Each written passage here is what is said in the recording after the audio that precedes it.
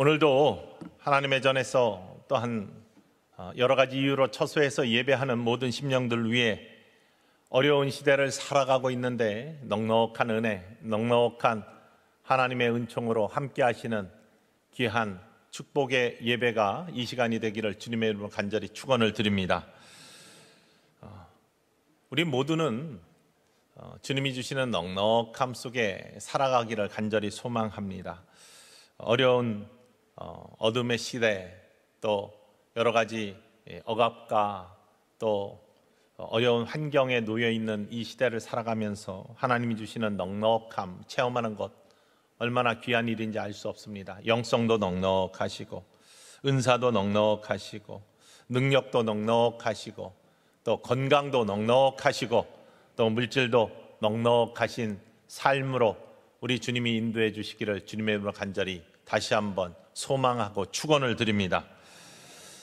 이런 넉넉함들이 과연 어디에서 올까요? 많이 가지고 있는 것? 무엇인가를 많이 누리는 것? 저는 미국에서 유학하던 시절 한 장로교 목사님을 만나게 됩니다. 그곳에서 신학 이야기도 하고 목회 이야기도 하다가 이렇게 친분이 깊어지면서 삶의 이야기를 나누기 시작했습니다. 그분과 이야기를 나누면서 이런 고백을 들었습니다.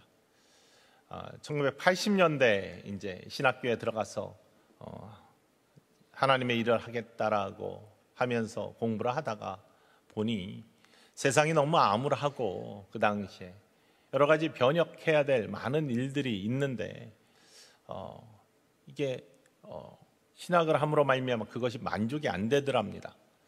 그래서 이렇게 주변을 살펴보고 사상들을 살펴보다 만난 게 사회주의 사상이었다고 합니다.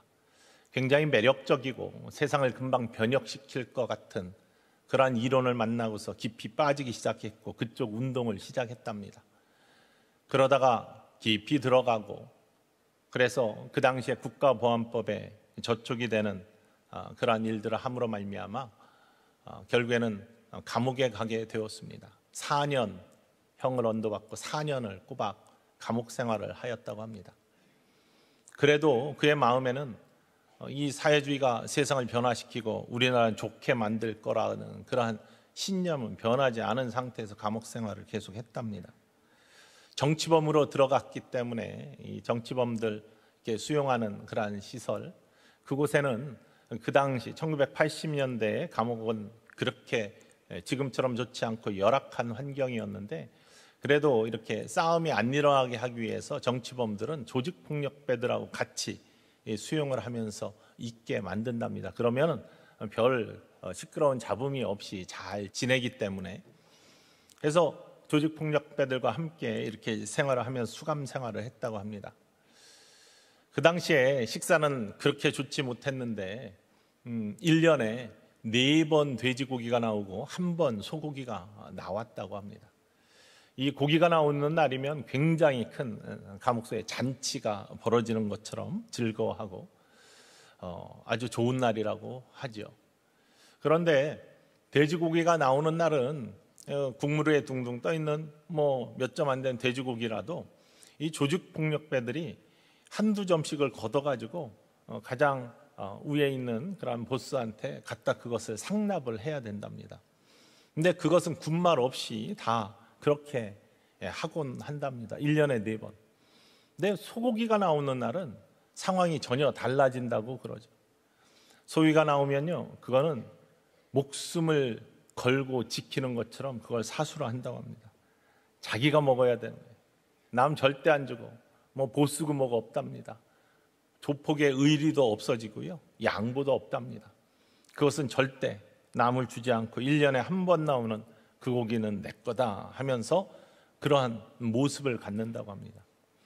그런데 그런 와중에서도 처음에 보니까 이렇게 병들어 있고 허약한 사람한테 그 소고기를 나누어 주는 사람들이 있더라는 거예요. 감옥소에. 참 이상한 사람들이다라고 생각하면서 첫 해 보내고 그 다음부터 이제 사람들이 더 눈에 들어오니까 도대체 어떤 사람이 저 1년에 1번 나오는 자기도 이건 내 거야 남 못 줘 하면서 자기도 이렇게 챙겨 먹는 그 소고기를 왜 나눌까 하면서 보니까 감옥소에도 믿음의 사람들은 있거든요. 회개하고 예수님께 돌아온 사람들이 있거든요. 참된 믿음의 사람들이 그것을 하고 있더라는 겁니다. 자기가 나중에 그걸 깨닫고요, 얼마나 주님의 십자가 앞에 회개했는지 모른답니다. 이 세상을 바꾸는 것이 사회주의 사상이 아니라 예수님의 사랑인 것을, 사랑의 마음인 것을, 그런 넉넉한 나눔이 있는 것이 사랑의 마음으로부터 나오는 것을, 바로 이러한 똑같이 거기에는 많고 적음도 없는 똑같은 양의 소고기가 주어짐에 불구하고 남 절대 못 줘 하면서 지키고 있는 그것을 넉넉하게 나누고 있는, 더 많아서 나누는 것이 아니라 같이 똑같이 갖고 있음에도 불구하고 나눌 수 있는 넉넉함이 있는 그 마음, 사랑의 마음밖에 없다. 그것이 사람을 감동시키고 세상을 변화시키는 그러한 힘일터인데, 지금까지 내가 잘못 살았다라고 하나님 앞에, 그리스도의 십자가 앞에 회개하면서 그가 나와서 4년을 살고 나왔으니 그쪽 세계에서는 굉장히 큰 영웅이죠. 강연 자리를 쫙 마련했는데 한마디 하고 그 자리를 떠났답니다. 세상을 변화시키는 것은 사회주의가 아니라 예수님의 사랑입니다. 그러고서 많은 이들이 실망을 하고 돌아갔지만 그는 지금도 여전히 세상을 변화시키는 것은 예수님의 사랑, 십자가의 능력뿐이라고 외치면서 살고 있는 좋은 친구가 되었습니다. 넉넉함, 어디에서부터 올까요? 사람을 넉넉하게 하는 것이 도대체 어디에서부터 올까요? 소유, 가지고 있는 거 많이 있다고 넉넉하게 살지 못하죠. 사랑의 마음입니다. 정말로 사랑의 마음이 가득한 곳에 넉넉함이 있습니다. 우리 금년 2022년 우리 교회 키워드를 빌드업이라고 정했습니다. 하나님이 일하십니다. 그러니 날마다 마음을 같이하여 우리가 하나님의 손발이 되고 입이 되고 마음이 되어서 하나님의 뜻을 세워나가고 쌓아나가고, 빌드업, 쌓아나가고 하나님의 귀한 의의 열매들을 쌓아나가는 축복의 삶, 저와 여러분의 삶이 되기를 주님의 이름으로 간절히 축원을 드립니다. 근데 그 쌓아나가는 빌드업에 이 넉넉한 마음도 함께 쌓아지기를 주님의 이름으로 간절히 축원을 드립니다.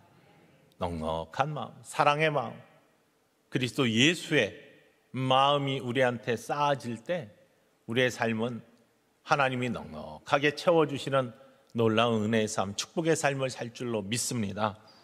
오늘 본문 말씀은 고린도후서 9장에 나오는 말씀인데요, 이게 딱 본문만 떨어뜨려 놓고 보면은 헌금 많이 해라 라는 이야기로 읽어질 수 있고 생각할 수 있습니다. 적게 심은 자는 적게 거두고 많이 심은 자는 많이 거두고 하나님은 즐겨내는 자를 사랑하시고, 그런데 오늘 본문 말씀은 헌금 많이 하라 라는 그런 본문의 말씀이 아닙니다. 앞과 뒤를 같이 읽고 주변의 상황들을 생각하면 오늘 본문 말씀은 우리가 하나님을 섬기는 우리들의 마음이 어떠한가에 따라서 하나님이 주시는 귀한 열매가 달리 나타난다라는 것을 선포하고 있습니다. 이 본문을 이해하기 위해서 우리는 초대교회 상황을 잠깐 기억하기를 원합니다. 초대교회는요, 신났던 교회입니다. 예수님의 약속의 말씀을 믿고 120 성도가 마가의 다락방에 들어가서 열흘 동안 열심히 기도에 전무했을 때 예수님의 언약의 말씀이 이루어지면서 성령이 오순절날 강하게 임했습니다. 불에 혀같이 갈라지는 것들이 각각의 머리 위에 임하고 그들이 성령을 받고 능력을 받아서 예루살렘에 나아갔습니다. 복음을 전했습니다. 많은 사람들이 그 능력의 복음을 들으면서 회개했습니다. 죽게 돌아왔습니다. 어떤 때는 3,000, 어떤 때는 5,000, 변화하는 놀라운 역사 가운데 믿음의 사람들이 생겨나면서 예루살렘 교회가 태동이 됩니다. 예루살렘 교회는 유대인들의 교회였습니다. 왜냐하면 예루살렘이 유대 땅에 있었기 때문에. 그렇지만 그곳에는 유대인들만 있었던 것이 아니죠. 모든 이방인 출신의 사람들도 함께 그곳에 있었습니다. 종이나 자유자나 유대인이나 이방인이나 다 함께 모여서 예수 그리스도를 섬기는 아름다운 평등의 공동체가 예루살렘 교회였습니다. 모교회입니다. 모든 교회의 어머니 되는 교회였죠. 성경에 보면 사도행전에 이 교회가 어떤 모습을 가졌느냐, 많은 사람들이 성령 충만하여서, 모두가 다 성령이 충만하여서 기쁨을 누리며 예배에 힘쓰고 나누기를 힘쓰는데, 자기들이 가지고 있는 것들을 전부 다 가난한 사람들한테 나누고, 그래서 굶주리고 어려운 사람들이 어렵지 않게 그 일들을 이루어 나갔어요. 지금의 가난한 사람 돕는 거 좀 개념이 달라요. 그때 가난은 먹지 못하고 굶주리고 죽어가는 사람들입니다. 그런 사람들을 살리는 회복의 그러한 일들이 마음이 넉넉해져서 하기 시작한 것이죠. 어떤 이들은 자기의 소유를 팔아가지고 그 교회는 그것들을 가지고 구제와 선교를 하기 시작했습니다. 그런 복된 모습들이 예루살렘 교회, 초대교회에 막 이루어졌습니다. 박해로 흩어진 이방으로 퍼진 사도들이 그곳에 복음을 전해가지고 이방의 교회가 세워지기 시작했습니다. 안디옥 교회가 대표적인 교회이고, 사도 바울이 그곳을 통해서 1차 전도여행, 2차 전도여행, 3차 전도여행을 하면서 이방 지역의 교회들을 세워나갔습니다. 그 교회들이 또 흥왕하며 부흥을 하였습니다. 그런데 예루살렘 교회는 그렇게 커져갔지만 여러 가지 부족함의 모습이 드러납니다. 사도행전 6장에 보면은 그 당시에 과부들이 많았는데 과부들은 경제력이 없었습니다. 그러니 누군가의 도움의 손길이 필요했던 사람들입니다. 그래서 예루살렘 교회는 그 과부들을 구제하는 일을 했는데, 예루살렘 교회가 히브리 사람들이 중심이 된 교회였습니다. 베드로가 수장이었고, 그러니까 돕는 일에 있어서 과부들 중에는 히브리파 과부가 있고 이방 출신의 이방 과부들이 있었는데, 히브리파 과부들은 잘 도왔는데 이방 과부들을 잘 돕지를 못했습니다. 불만이 일어났습니다. 그러니 우리 이 문제를 어떻게 해결할까 하다가 돕는 사도들의 부족한 손길을 대신하는 일꾼들을 세우자 해서 7 집사님을 세우지 않습니까? 오늘 우리 교회도 집사님, 권사님들을 돕는 손길로 세워서 교회를 흥왕하게 하고 부족한 것들을 채워나가는 그러한 일들을 할 겁니다. 그런 일들을 함에 있어서 손길을 채우고, 다시 말하면 섬기는 자들을 세우고, 또한 재정이 또 그렇게 넉넉지가 못했습니다. 많은 사람들이 함께 헌신하고 팔고 나누고 했지만 많은 사람들을 다 섬기기엔 부족했어요. 예루살렘 교회는 그렇게 경제적으로 풍요로운 지역이 아니었습니다. 과중한 세금에 그렇게 좋은 땅이 아니고, 그 주변의 사람들의 생업들이 굉장히 척박했기 때문에 그렇게 부유한 지역이 아니었습니다. 그렇기 때문에 늘 부족했는데, 그럼 부족함들을 어떻게 채웠느냐? 성경에 보면요, 이방의 교회들이, 늦게 된 교회들이 그러한 소식들을 알고 어려운 자들을 주변도 도울 뿐만 아니라 모교인 예루살렘 교회도 돕는 모습들이 나타납니다. 특별히 오늘 본문에 나오는 고린도 교회는 그리스의 아테나 바로 위에 위치한 지역인데, 조금 가면은 항만이 있어요. 무역할 수 있는 곳입니다. 예전에는 무역의 통로가 되면은 조금 경제적으로 풍요로웠죠. 뿐만 아니라 고린도 땅은 땅이 비옥했습니다. 예전부터 오렌지의 농사, 또 각종 농사들의 좋은 열매가 있는 땅이었습니다. 그래서 풍요로웠습니다. 풍요로우니까 문화가 발달해요. 그래서 그곳에 가면 지금도 의학 박물관들, 사람을 이렇게 좀 더 복되게 하는 복지의 그런 모습들이 그 당시에서부터, 그 전부터 나타났던 것을 바라볼 수 있습니다. 고린도 교회는 좀 풍족한 교회였습니다. 물론 다른 교회들 마찬가지예요. 그래서 사도 바울은 이렇게 전도여행을 통해서 세워진 교회들을 통해서 다른 곳을 돕는 그러한 선교의 헌금과 구제의 헌금들의 나눔의 모습들을 가지고 살았어요. 고린도후서 9장에 보면은 이 모습들을 이전에, 우리가 이제 주님의 부름을 받고 예수님의 사랑을 나누는 자들로서 주님이 불렀는데, 우리가 결단하고 기도하면서 넉넉하게 나누자 하고 결단합니다. 그 소식을 주변에 전함으로 말미암아 다른 교회들도 참여하고 그랬어요. 근데 고린도 교회가 그 일들을 잘 시행을 안 해요. 그러니까 사람을 먼저 보내가지고 그곳에서 이 일이 잘 진행될 수 있도록 지금 권하고 있는 모습이 본문의 말씀입니다. 그러면서 이야기합니다. 하나님께서 기뻐하시는, 그리고 넉넉하게 하시는 모습이 무엇이냐? 양을 넉넉하게 하나님께 헌금을 드리는 그러한 모습을 이야기하는 것이 아니라 오늘 6절 7절 말씀을 다시 한번 읽어보고 우리가 함께 이야기합시다. 6절 7절 말씀 읽어볼까요? 이것이 곧 적게 심는 자는 적게 거두고 많이 심는 자는 많이 거둔다 하는 말이로다. 각각 그 마음에 정한 대로 할 것이요 인색함으로나 억지로 하지 말지니 하나님은 즐겨내는 자를 사랑하시느니라. 많이 심는 자는 많이 거두고 적게 심는 자는 적게 거둔다. 마음의 인색함으로 또 부담감으로 그렇게 하지 말고 넉넉하게 자원하는 마음으로 기쁨으로 하나님께 드려라. 그런 사람은 하나님이 사랑하시다 이렇게 말씀하고 있는데 이제 이 말씀은 헌금 많이 해라 이런 말씀이 아닌 것을 우리가 알아챌 수 있습니다. 어떠한 마음으로 하나님을 섬기는가? 지금 이게 그냥 하나님께 뭔가를 드리는 것이 아니라 이 일로 말미암아 이 연보로 말미암아 다른 누군가를 돕고 또한 주님의 몸된 다른 교회들을 세워나가게 하는 데 있어서 주님이 원하시는 뜻의 한 부분 또 한 손길이 되기를 원하는 그러한 간절한 바람이 지금의 연보에 담겨 있는데 그걸 함에 있어서 주님을 섬기는 데 있어서 어떤 마음으로 거기에 참여하느냐. 그 마음이 넉넉하면 많이 심는 것이고 그러면 아름다운 열매가 있는 것이고 그 마음이 정말로 인색함으로 또 아까워함으로 하면 적게 심는 것이 되고 거기에는 적은 열매들이 있을 수밖에 없다라고 말씀을 하고 계시는 것입니다. 우리들이 하나님을 섬김에 있어서 또 하나님께서 우리를 불러주시고 사랑해 주신 그 사랑을 나눔에 있어서 어떠한 마음을 가지고 나누느냐라는 것이죠. 사랑으로 넉넉하게 심느냐 아니면 억지로 하면서 인색하게 하느냐.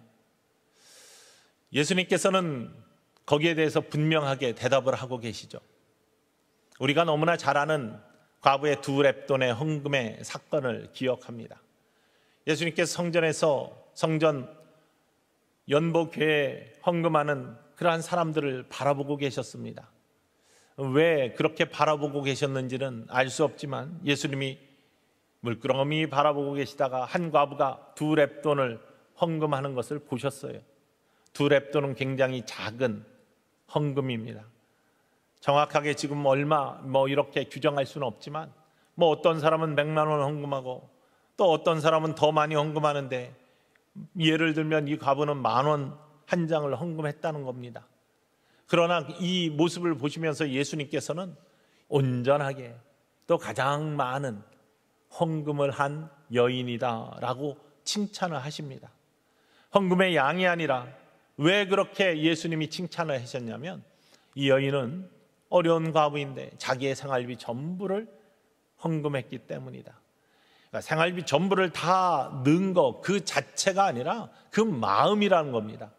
하나님을 얼마나 의지했길래 하나님을 얼마나 사랑했길래 얼마나 하나님에 대한 굳건한 믿음이 있길래 자기의 생활비 전부를 하나님께 드려도 하나님이 나를 지키시고 나를 인도하시고 나를 온전케 하시고 나를 먹이시고 재워주실까라는 온전한 믿음으로 행한 그 행위, 하나님을 섬김에 있어서 그 넉넉한 마음, 그 크기가 다른 누구보다도 크기 때문에 이 여인의 연보가 가장 큰 연보라고 예수님이 칭찬하시는 것이죠. 예수님의 칭찬은 고린도 교회의 모습처럼 적게 많이가 양의 문제가 아니라 그 마음을 심는 것이라는 것을 보여주고 계십니다. 그러면서 이 여인의 이름이 복음이 전파되는 모든 곳에서 기억된다 이렇게 선언하고 계십니다. 여러분의 마음이 우리 구주 예수 그리스도의 사랑의 마음으로 가득 차심으로 말미암아 올 한 해 이 넉넉한 마음들이 잘 빌드업 쌓여가는 축복의 한 해가 되시기를 주님의 이름으로 간절히 축원을 드립니다. 하나님이 원하시는 귀한 섬김의 모습은 다른 것이 아니라 우리의 넉넉한 마음을 하나님께 드리는 것이라는 것이죠. 물론 많은 재화를 하나님이 주셔서 더 많이 드릴 수 있으면 얼마나 행복합니까? 얼마나 좋습니까? 그러나 양의 문제 이전에 많이 가졌어도 인색함이로나 아니면 억지로 하지 말라는 하나님의 말씀, 기쁨으로 드릴 수 있는 그 마음, 예수님이 우리를 사랑하신 것처럼 우리도 하나님을 사랑하고 우리 구주 예수 그리스도를 사랑하며 그 사랑의 마음 때문에 넉넉하게 남을 섬길 수 있고 또 성도를 섬길 수 있고 교회를 섬길 수 있는 그 복된 모습이 우리 주님이 가장 기뻐하시는 모습이라는 사실입니다. 그럼 어떻게 하면은 이러한 넉넉한 마음을 가질 수 있을까요? 이것은 성경에 보면 예수님께 마음을 빼앗기면 그렇게 된다 고백하고 있습니다. 예수님께 마음을 빼앗기면, 우리들이 예수님께 마음을 빼앗겨서 지금 이 자리에서 예배하고 있는 줄 믿습니다. 여러분 마음에 주님 사랑하지 않고 주님 바라보지 않으면 이 자리에 있을 이유가 없습니다. 그래서 마음을 빼앗기면 우리 주님이 우리의 삶을 인도하시고 우리의 삶이 주님께 사로잡힌 놀라운 은혜의 모습을 갖게 되는 것이죠. 이렇게 사로잡힌 모습, 유기성 목사님이 쓴 책 중에 예수를 깊이 생각하라 라는 책이 있습니다. 이 책에 보면 이런 내용이 나옵니다. 어떤 사람이 형편이 어려운데도 자신감 있게 행동하고 그러면 사람들은 저 사람 뒤에 뭔가 있나? 이렇게 생각한다는 것이죠. 그런 모습이 그대로 이어져서 우리 믿음의 사람들 중에 어떠한 상황 속에서도 어떤 형편 속에서도 믿음을 굳건히 지켜가며 흔들리지 않는 믿음으로 예수님의 뜻에 맞는 온전한 사랑의 모습, 능력의 모습을 지켜가는 사람들은 다른 것이 아니라 그 뒤에 무엇이 있는 사람이란 거예요. 무엇이 있다? 예수님이 있다는 거예요. 예수님이 동행한다는 것입니다. 주님이 언제나 함께 하심으로 말미암아 여러분의 삶에 든든한, 변하지 않는, 굳게 서는 믿음의 능력이 이루어지기를 주님의 이름으로 간절히 축원을 드립니다. 그런 사람들은요, 주님께 마음을 빼앗긴 사람들입니다. 주님께 사로잡힌 사람들. 이런 걸 다르게 표현해서 성령 충만이라고 하는데 이 책에서는 성령 충만을 이렇게 정의합니다. 예수님께 마음을 빼앗긴 상태. 성령 충만이 어떤 모습이냐? 예수님께 마음을 빼앗긴 상태다. 남녀의 관계에 있어서 이 모습을 정확하게 우리가 비유로 설명할 수 있습니다. 여러분, 남녀의 관계에 있어 마음을 빼앗겨요. 마음을 빼앗기면은 이 삶이 다른 이에게 사로잡히게 됩니다. 그러면 가장 먼저 나타나는 것이 뭐냐면 마음이 넉넉해져요. 마음이 열려요. 뭔가를 해주고 싶어요. 지갑이 열립니다. 저에게 원하는 것이 무엇인지 주고 싶고, 내가 얼만큼을 가지고 있건 조금 가지고 있건 많이 가지고 있건 원하는 대로 채워주고 싶어요. 세상의 노래에서는 이걸 가지고 별을 따다가 그대 두 손에 모두 드리리 하면서 노래를 해요. 다 드린대. 별을 어떻게 땁니까? 말도 안 되는 소리지만 그렇게 해주고 싶은 그런 마음이, 그런 넉넉한 마음이 생긴다는 거예요. 예수님께 사로잡히면, 예수님께 우리의 마음을 빼앗기면 예수님께 마음이 열려 뭔가를 해드리고 싶어요. 섬기고 싶어요. 드리고 싶어요. 있는 대로 드리고 싶어지는 그 마음, 그 마음으로 주님을 섬길 때 우리 주님은 기뻐하신다. 그리고 그 속에 사람들과 하나님을 모두 기쁘시게 하는 아름다운 모습이 생긴다는 것을 성경이 이야기하고 있다는 사실입니다. 여러분의 마음은 주님께 얼마나 빼앗기셨습니까? 주님이 얼마나 여러분의 삶을 사로잡고 계십니까? 제가 살던 곳에 수많은 콜로라도 스프링스에 수많은 선교단체 본부가 있었습니다. 그러니까 헤드쿼터라고 하는 데가 몇백 개가 있었습니다. 뭐 유명한 내비게이터 헤드쿼터도 있고요. 포커스 온 더 패밀리 헤드쿼터도 있고, 우리가 잘 아는 컴패션, 어린 아이들을 돕는 우리나라에 시작된 그 컴패션 인터내셔널 본부도 제가 사는 중간에 그곳으로 이사를 왔습니다. 본부가 이사 오니까 직원들도 다른 데서 따라서 이제 그곳으로 이사를 오고요.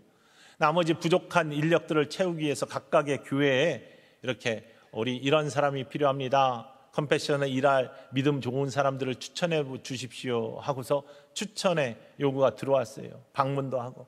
우리도 그래서 사람을 뭐 이렇게 찾아보는데 저의 이제 세크레터리로 있던 비서로 있던 우리 집사님이죠. 한 자매가 내가 컴패션에서 좀 일하고 싶다라고 말씀하세요. 조건은 영어하고 한국 직원 담당이거든요. 그러니까 한국 담당 직원. 그러니까 영어와 한국말이 다 능통해야 되고 또 웬만큼 배워야 되고 하는 것들이 있었습니다. 근데 이 비서를 하고 있었던 그 집사님이 자매가 그렇게 어느 정도 조건이 충족이 되었어요. 한국말도 잘하고 영어도 잘하고 뉴욕에서 대학도 나오고 그래서 컴패션에 추천을 해주었습니다. 직원이 되었어요. 직원이 돼서 그 컴패션 인터내셔널에 가가지고 근무를 하다가 얼마 후에 저를 만나는데 이런 고백을 해요. 목사님, 저 굉장히 놀랍니다. 매일매일 놀라고 있습니다. 그리고 도전받습니다. 그곳에 갔더니 직원이라고 하는 한국 담당 직원들이 정말로 한국말하고 영어가 다 완벽한 사람들, 제가 최고 못하는 그런 사람이고 학력을 봐도 다 너무나 좋은 학교들 나오는 그리고 어디에 갖다 놓아도 빠지지 않는 사람들이 거기 와서 일을 하고 있는데 사실 컴패션의 월급은 그다지 좋지를 않거든요. 다른 데 비해서. 다른 데 가면은 2배, 3배 이상의 연봉을 받을 수 있는 그런 사람들인데 굳이 여기 와가지고 왜 일을 하고 있나 처음에는 의아했다는 거예요. 그런데 면면을 보면서 사귀기 시작하면서 그들과 함께 지내면서 매일 놀란다는 겁니다. 그들은 목사님, 예수님께 마음 완전히 빼앗긴 사람들이에요. 순간순간 쉬는 시간에도 모여서 서로 큐티하고 기도하더래요. 그게 가장 낯설었대요. 직장에서. 쉬는 시간이 되면은 혼자 사라져서 어디선가 기도하고 있는 모습들을 발견했대요. 늘 예수님과 관계가 있는, 늘 기도하고 늘 삶에서 마음을 완전히 빼앗긴 모습들을 내 눈으로 직접 보면서 나는 뭔가 하는 그런 도전들을 받았다는 거예요. 생활 속에서 예배자의 삶을 살아내는 살아있는 모습들을 보면서 이 친구가 충격을 받은 거예요. 그러니 그들은 받는 월급은 그다지 풍족하지 않아도 그들의 마음은 풍족한 거예요. 그래서 주님을 섬기며 전혀 인색하지 않고 남을 배려하고 뿐만 아니라 기쁨으로 일하는 그러한 모습들을 바라보았다는 것이죠. 넉넉한 마음은요, 사랑의 마음은 많이 가졌다고 생기는 게 아니라 우리가 우리 구주 예수 그리스도께 마음을 빼앗기면, 우리의 삶을 사로잡히면 하나님께서 인도해 주시는 그 열린 마음, 그 은혜의 마음 속에, 사랑의 마음 속에 나타나는 축복의 모습임을 기억하시기를 주님의 이름으로 간절히 축원을 드립니다. 그러면 하나님께서 그러한 사람들을 그냥 두시냐? 그렇지 않다는 겁니다. 오늘 말씀이 마지막 본문의 8절 말씀이 그것을 이야기하고 있습니다. 함께 읽어볼까요?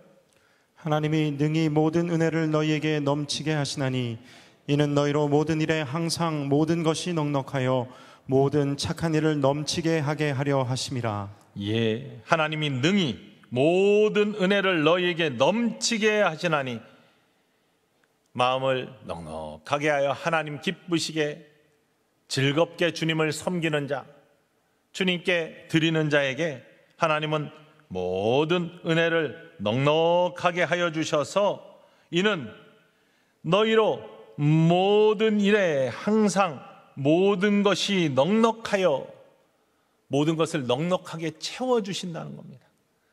그 일을 할 수 있도록 넉넉하게 채워주신다는 겁니다. 더 넘치게 채워주심으로 말미암아 모든 선한 일을 넘치게 하게 하려 하심이라. 아멘.